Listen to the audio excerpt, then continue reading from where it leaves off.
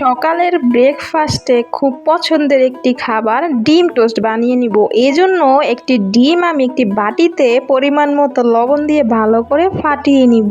আর এই ডিম টোস্টটা বানাতে যেমন ইজি, তাছাড়া খেতেও অনেক বেশি ভালো লাগে। তো ডিমটা ফাটানো হয়ে গেলে এক সাইডে রেখে দিলাম। এরপর একটি কড়ার মধ্যে দিয়ে দিলাম পরিমাণ মতো সয়াবিন তেল। এরপর হচ্ছে একটা পাউরুটি নিয়ে সেই ডিমের ব্যাটারটার সাথে ভালো করে মিশিয়ে তারপর হচ্ছে তেলের মধ্যে দিয়ে দিব। আর এই সময় গ্যাসের আঁচটা ছিল মিডিয়াম টু হাই ফ্লেমে। পাউরুটির সাইজটা যদি বড় হয় তাহলে মাঝখান থেকে একটু কোনা করে কেটে তারপরে ভেজে নিতে পারেন। আর আমার পাউরুটির সাইজটা ছিল পারফেক্ট, যার জন্য আমার কাটার প্রয়োজন হয় নাই। তারপর আমি একে একে দিয়ে নিচের পাশটা ভালো মতো ভাজা হয়ে গেলে উল্টিয়ে পাল্টিয়ে ভালো করে ব্রাউন কালার করে ভেজে নিব। এই সময় খুব সুন্দর একটা স্মেল বের হয়েছিল, যে স্মেলটাই আমার কাছে অনেক বেশি ভালো লাগে। তো পাউরুটি কিন্তু ভাজা হয়ে গিয়েছে, মানে হচ্ছে ডিম টোস্ট আর ভাজা হয়ে গেলে এরপর আমি নামিয়ে নিব তেলটাকে ছেঁকে।